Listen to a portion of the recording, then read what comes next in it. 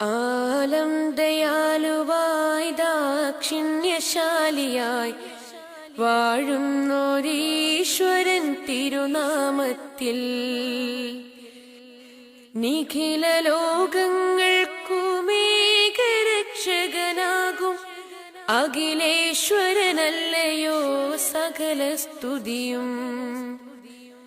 അഖിലേശ്വരനല്ലയോ സകല സ്തുതിയും. പരമകാരുണ്യവാൻ കരുണാനിധിയേ, വിധി പറയും ദിവസത്തിനേകാധിപനേ, നിയതമാരാധിപ്പൂ ഞങ്ങളങ്ങയെ മാത്രം സതതം സഹായമായി തീർപ്പതും തിരുമുമ്പിൽ നയിക്കണം ഞങ്ങളെ നേരായ മാർഗത്തിൽ. നിന്നനുഗ്രഹപാത്രമായോർത്തൻ മാർഗത്തിൽ അങ്ങയാൽ കോപിക്കപ്പെട്ടോരുടെ വഴിയല്ല, സന്മാർഗഭ്രഷ്ടർത്തൻ വഴിയിലുമല്ല. ആലം ദയാലുവായി ദാക്ഷിണ്യശാലിയായി വാഴുന്നോരീശ്വരൻ തിരുനാമത്തിൽ നിഖില ലോകങ്ങൾക്കുമേകരക്ഷകനാകും അഖിലേശ്വരനല്ലയോ സകല സ്തുതിയും. അഖിലേശ്വരനല്ലയോ സകല സ്തുതിയും. അഖിലേശ്വരനല്ലയോ സകല സ്തുതിയും. ഡിയർ സ്റ്റുഡൻസ്, നമ്മൾ കഴിഞ്ഞ ക്ലാസ്സിലെടുത്തത് ഡിസിൻറ്റഗ്രേഷൻ ഓഫ് സോവിയറ്റ് യൂണിയൻ. ഇനി നമുക്ക് എടുക്കാനുള്ള ഭാഗമാണ് കോൺസിക്വൻസസ് ഓഫ് ഡിസിൻറ്റഗ്രേഷൻ, ശിഥിലീകരണത്തിൻ്റെ പ്രത്യാഘാതങ്ങൾ. എന്തൊക്കെയാണ് സോവിയറ്റ് യൂണിയൻ്റെ ശിഥിലീകരണത്തിൻ്റെ പ്രത്യാഘാതങ്ങളെന്ന് നോക്കാം. The collapse of the Soviet Union and the socialist governments in Eastern Europe created far-reaching consequences in world politics. The most important among them are the end of Cold War, change in the power relations, and emergence of new states. അപ്പോൾ ശിഥിലീകരണത്തിൻ്റെ പ്രത്യാഘാതങ്ങൾ എന്തൊക്കെയെന്ന് നോക്കാം. Soviet യൂണിയൻ്റെ നേതൃത്വത്തിലുള്ള രണ്ടാം ലോകത്തിൻ്റെയും കിഴക്കേ യൂറോപ്പിലെ socialist ഭരണകൂടങ്ങളുടെയും തകർച്ച ലോകരാഷ്ട്രീയത്തിൽ ദൂരവ്യാപകമായ പ്രത്യാഘാതങ്ങൾ സൃഷ്ടിച്ചു. ഏറ്റവും പ്രധാനപ്പെട്ട, ഏറ്റവും ശ്രദ്ധേയമായ 3 മാറ്റങ്ങൾ ഏതൊക്കെയാണെന്ന് നോക്കാം. 1. ശീതസമരത്തിൻ്റെ അന്ത്യം. 2. ശാക്തിക ബന്ധങ്ങളിലുണ്ടായ മാറ്റം. 3. പുതിയ രാജ്യങ്ങളുടെ ആവിർഭാവം. ഇനി നമുക്കിവ ഓരോന്നും എന്താണെന്ന് നോക്കാം. First one, the end of Cold War. The disintegration of Soviet Union marked the end of Cold War confrontations.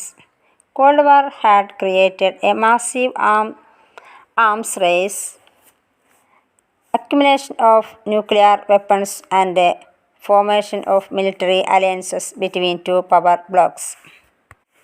With the end of Cold War confrontations, the demand to end the arms race and to create a new atmosphere of peace became very powerful.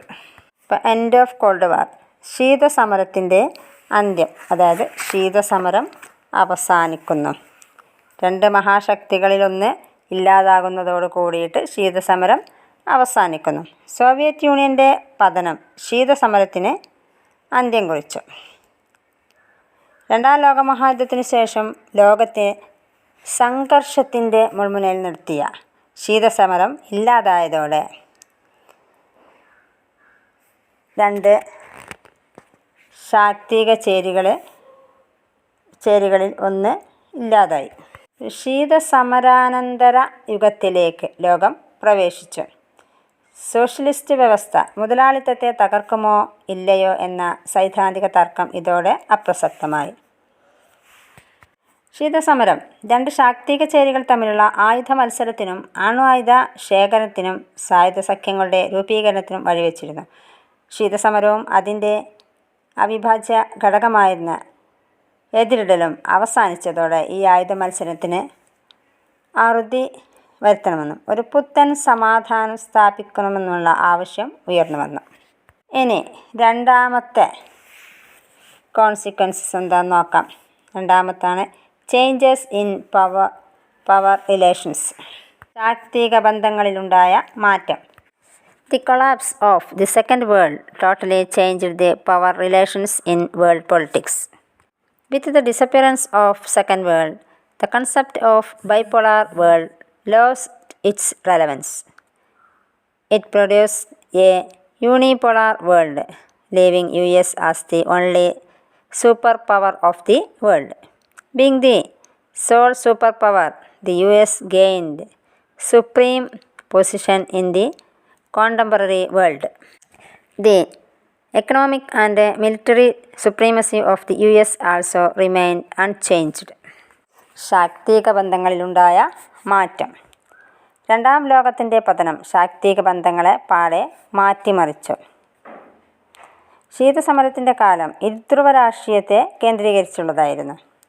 രണ്ടാം ലോകത്തിൻ്റെ അധപ്പതനത്തോടെ ഇരുധ്രുവ ലോകം എന്ന സങ്കല്പം തന്നെ ഇല്ലാതായിത്തീർന്നു.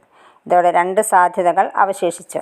ഒന്നുകിൽ അവശേഷിക്കുന്ന മഹാശക്തിയായ America മേധാവിത്വം സ്ഥാപിക്കുകയും ഒരു ഏകധ്രുവ ലോകവ്യവസ്ഥ സൃഷ്ടിക്കുകയും ചെയ്യുക, അല്ലെങ്കിൽ വിവിധ രാജ്യങ്ങളുടെ ഗ്രൂപ്പുകളോ അന്തർദേശീയ വ്യവസ്ഥയിൽ പ്രധാന പങ്കാളികളാവുകയോ ഒരു ബഹുധ്രുവ ലോകം സ്ഥാപിക്കുകയും ചെയ്യുക.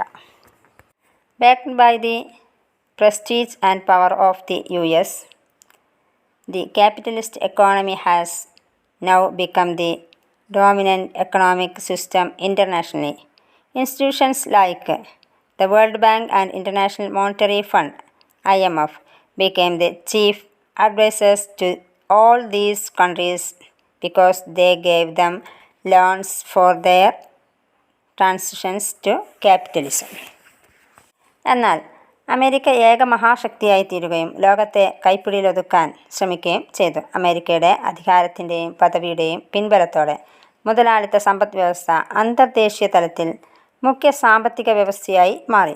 ലോകബാങ്ക്, അന്താരാഷ്ട്ര നാണ്യനിധി എന്നീ സ്ഥാപനങ്ങൾ ഈ രാജ്യങ്ങളുടെയെല്ലാം മുഖ്യ ഉപദേഷ്ടാക്കളായിത്തീർന്നു. കാരണം മുതലാളിത്തത്തിലേക്ക് പരിവർത്തനം ചെയ്യാൻ അവർക്ക് വായ്പ നൽകിയത് ഈ രണ്ട് സ്ഥാപനങ്ങളായിരുന്നു. Politically, the concept of liberal democracy was accepted as the best principle for the modern states. രാഷ്ട്രീയമായി ലിബറൽ ജനാധിപത്യം എന്ന സങ്കല്പം ഏറ്റവും മികച്ചതായി കണക്കാക്കപ്പെട്ടു. ഇനി മൂന്നാമത്തെ എമർജൻസ് ഓഫ് ന്യൂ സ്റ്റേറ്റ്സ്, പുതിയ രാജ്യങ്ങളുടെ ആവിർഭാവം. The disappearance of the Soviet bloc led to the emergence of many new countries. All these states had their own independent aspirations and choices. The international system witnessed the emergence of several new states, each with its own identity and interests. പുതിയ രാജ്യങ്ങളുടെ ആവിർഭാവം. Soviet ചേരിയുടെ അവസാനത്തോടെ അനേകം പുതിയ രാജ്യങ്ങൾ ഉയർന്നു വന്നു. ഈ രാജ്യങ്ങൾക്കെല്ലാം സ്വന്തമായ അഭിലാഷങ്ങളും എന്ത് തിരഞ്ഞെടുക്കണമെന്ന് തീരുമാനിക്കാനുള്ള സ്വാതന്ത്ര്യവും ഉണ്ടായിരുന്നു. സ്വന്തമായ വ്യക്തിത്വവും താൽപ്പര്യങ്ങളുമുള്ള, സാമ്പത്തികവും രാഷ്ട്രീയവുമായ ക്ലേശങ്ങളുമുള്ള അനേകം പുതിയ രാജ്യങ്ങളുടെ ആവിർഭാവത്തിന് അന്തർദേശീയ വ്യവസ്ഥ സാക്ഷ്യം വഹിച്ചു. ഇനി നമുക്കെടുക്കാനുള്ളത് shock therapy in post communist regiments. കമ്മ്യൂണിസ്റ്റാനന്തര ഭരണങ്ങളിലെ ഷോക്ക് ചികിത്സ അഥവാ ഷോക്ക് തെറാപ്പി എന്താണെന്ന് നോക്കാം. Shock therapy. Following the collapse of the communism in the Soviet Union and the Eastern European countries, radical changes took place in the political and economic system of these countries. Most of them were transformed from the authoritarian socialist system to a democratic capitalist system. The model of transition which took place in Russia, Central Asia and Eastern Europe came to be known as shock therapy. It was influenced by the World Bank and International Monetary Fund. Shock therapy എന്താണെന്ന് നോക്കാം. Soviet യൂണിയനിലെയും കിഴക്കൻ European രാജ്യങ്ങളിലെയും communist ഭരണകൂടങ്ങളുടെ തകർച്ചയെ തുടർന്ന് ആ രാജ്യങ്ങളിലെ ഭരണവ്യവസ്ഥകളിൽ വമ്പിച്ച മാറ്റങ്ങൾ ഉണ്ടായി. അതായത് സ്വേച്ഛാധിപത്യ സോഷ്യലിസ്റ്റ് വ്യവസ്ഥയിൽ നിന്നും ജനാധിപത്യ മുതലാളിത്ത വ്യവസ്ഥയിലേക്ക് ആ രാജ്യങ്ങൾ മിക്കതും പരിവർത്തനം ചെയ്തു മാറി. ഇപ്പോൾ റഷ്യ, മധ്യേഷ്യ, കിഴക്കൻ യൂറോപ്പ് എന്നിവിടങ്ങളിലുണ്ടായ ഈ പരിവർത്തന മാതൃകയെയാണ് ഷോക്ക് തെറാപ്പി എന്ന് പറയുന്നത്. അപ്പോൾ ഈ മാറ്റത്തെ, എവിടെ നിന്നുള്ള മാറ്റത്തെ? സ്വേച്ഛാധിപത്യ സോഷ്യലിസ്റ്റ് വ്യവസ്ഥയിൽ നിന്നും ജനാധിപത്യ മുതലാളിത്ത വ്യവസ്ഥയിലേക്കുള്ള ഈ മാറ്റത്തെയാണ് എന്ത് പറയുന്നത്? ഷോക്ക് തെറാപ്പി എന്ന് പറയുന്നത്. ഇനി ഈ ഷോക്ക് തെറാപ്പിയെ സ്വാധീനിച്ച 2 അന്താരാഷ്ട്ര സംഘടനകളാണ് ലോകബാങ്കും അന്താരാഷ്ട്ര നാണയനിധിയും IMF. In the transition model of shock therapy, 3 changes were given importance. First one, the root out. To root out Soviet economic system and to establish a capitalist economy. Second one, to promote free trade and foreign investment. Third one, to absorb the countries of the Soviet bloc to Western economic system. ഈ shock therapy എന്ന പരിവർത്തന മാതൃകയിൽ പ്രധാനമായിട്ടും 3 മാറ്റങ്ങൾക്കാണ് പ്രാധാന്യം നൽകിയിരുന്നത്. ഒന്നാമത്തെ, Soviet സമ്പദ് വ്യവസ്ഥയെ വേരോടെ പിഴുതെറിയുകയും ഇല്ലാതാക്കുകയും സ്വകാര്യ ഉടമസ്ഥാവകാശം സ്ഥാപിക്കുകയും ചെയ്യുക. രണ്ടാമത്തെ, സ്വതന്ത്ര വ്യാപാരത്തെയും വിദേശ നിക്ഷേപത്തെയും പ്രോത്സാഹിപ്പിക്കുക. 3, സോവിയറ്റ് ചേരിയിലെ രാജ്യങ്ങളെ പാശ്ചാത്യ സമ്പദ് വ്യവസ്ഥയിലേക്ക് ആഗിരണം ചെയ്യുക. അതായത് പാശ്ചാത്യ ചേരിയിലേക്ക്, പാശ്ചാത്യ സമ്പദ് വ്യവസ്ഥയിലേക്ക് അവരെ ആകർഷിക്കുക. അപ്പോൾ സോവിയറ്റ് ചേരിയിലെ രാജ്യങ്ങളെ മുതലാളിത്ത സമ്പദ് വ്യവസ്ഥയിലേക്ക് മാറ്റിയെടുക്കുക എന്ന് പറയുമ്പോൾ സോവിയറ്റ് കാലഘട്ടത്തിലെ എല്ലാ ഘടനകളെയും ഇല്ലായ്മ ചെയ്തുകൊണ്ട് സ്വകാര്യ അല്ലെങ്കിൽ മുതലാളിത്ത സമ്പദ് വ്യവസ്ഥയിലേക്ക് കൊണ്ടുവരിക എന്നർത്ഥം. അപ്പോൾ ഇതിനു വേണ്ടി രാഷ്ട്രത്തിൻ്റെ ആസ്തികൾ മുഴുവനും സ്വകാര്യവൽക്കരിക്കുകയും കോർപ്പറേറ്റ് ഉടമസ്ഥത സ്ഥാപിക്കുകയും വേണമായിരുന്നു. അതേപോലെ സ്വതന്ത്ര വ്യാപാരവും പ്രത്യക്ഷ വിദേശ നിക്ഷേപവും മാറ്റത്തിൻ്റെ ശക്തികളായി അംഗീകരിക്കപ്പെട്ടു. വിദേശ നിക്ഷേപത്തിന് രാജ്യത്തെ തുറന്നു കൊടുക്കുക, സാമ്പത്തിക നിയന്ത്രണങ്ങൾ ഒഴിവാക്കുക, കറൻസി കൺവെർട്ടബിലിറ്റി ഏർപ്പെടുത്തുക എന്നിവ ഇതിലുൾപ്പെടുന്നു. ഇനി നമുക്ക് നോക്കാനുള്ള consequences of shock therapy. Shock തെറാപ്പിയുടെ പ്രത്യാഘാതങ്ങൾ. മാറിപ്പോകരുത്. സോവിയറ്റ് യൂണിയൻ്റെ ശിഥിലീകരണത്തിൻ്റെ പ്രത്യാഘാതങ്ങളുണ്ട്, ഷോക്ക് തെറാപ്പിയുടെ പ്രത്യാഘാതങ്ങളുണ്ട്. അപ്പോൾ നമുക്കിപ്പോൾ നോക്കാനുള്ളത് consequences of shock therapy. Consequences of shock therapy. The shock therapy of 1990s did not lead the people to the promised world of mass consumption. Instead, it brought the ruin of the economies and disaster of the people of the entire region. 1990കളിലെ shock therapy വൻതോതിലുള്ള ഉപഭോഗം എന്ന വാഗ്ദത്ത ലോകത്തിലേക്ക് ജനങ്ങളെ നയിച്ചില്ല. പകരം അത് മുൻ സോഷ്യലിസ്റ്റ് മേഖലയിലെ സമ്പദ് വ്യവസ്ഥകളുടെയും ജനങ്ങളുടെയും വിനാശം കൊണ്ടുവന്നു. About 90% of the industries in Russia were sold to private individuals and companies. Since economic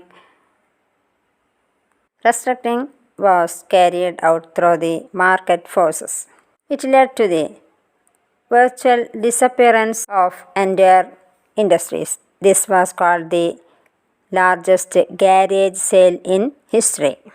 അതായത് റഷ്യയിലെ രാഷ്ട്രനിയന്ത്രിതമായ വ്യവസായ സമുച്ചയം തകർന്നു. അതായത് റഷ്യയിൽ രാഷ്ട്രനിയന്ത്രിതമായിട്ടുണ്ടായിരുന്ന വ്യവസായങ്ങളെല്ലാം തകർന്നു. റഷ്യയിലെ 90% വ്യവസായങ്ങൾ സ്വകാര്യ വ്യക്തികൾക്കും കമ്പനികൾക്കും വിറ്റു. അങ്ങനെ പൊതുമേഖലാ വ്യവസായങ്ങൾ പൂർണ്ണമായും അപ്രത്യക്ഷമായി. ചരിത്രത്തിലെ ഏറ്റവും വലിയ ഗാരേജ് വിൽപ്പന എന്നാണ് ഇത് അറിയപ്പെടുന്നത്. The value of Russian currency rouble decline dramatically. The rate of inflation was very high and people lose their savings. Russian കറൻസിയായ റൂബിളിൻ്റെ മൂല്യം തകർന്നു. പണപ്പെരുപ്പത്തിൻ്റെ നിരക്ക് വർദ്ധിക്കുകയും ജനങ്ങൾക്ക് അവരുടെ സമ്പാദ്യങ്ങളെല്ലാം നഷ്ടമാവുകയും ചെയ്തു. കൂട്ടുകൃഷി സമ്പ്രദായം തകർന്നു. ഇതോടെ ജനങ്ങളുടെ ഭക്ഷ്യസുരക്ഷയും നഷ്ടപ്പെട്ടു. The GDP of Russia became very low. The old trading structure also broke down. റഷ്യയുടെ മൊത്തം ആഭ്യന്തര ഉൽപ്പാദനം വളരെയധികം കുറഞ്ഞു. പഴയ വ്യാപാര ഘടനയും തകർന്നു. ഇതിന് പകരമായ മറ്റൊരു സംവിധാനം നിലവിൽ വന്നതുമില്ല. The old social welfare system was also destroyed. The government began to withdraw from service sector. All subsidies were withdrawn.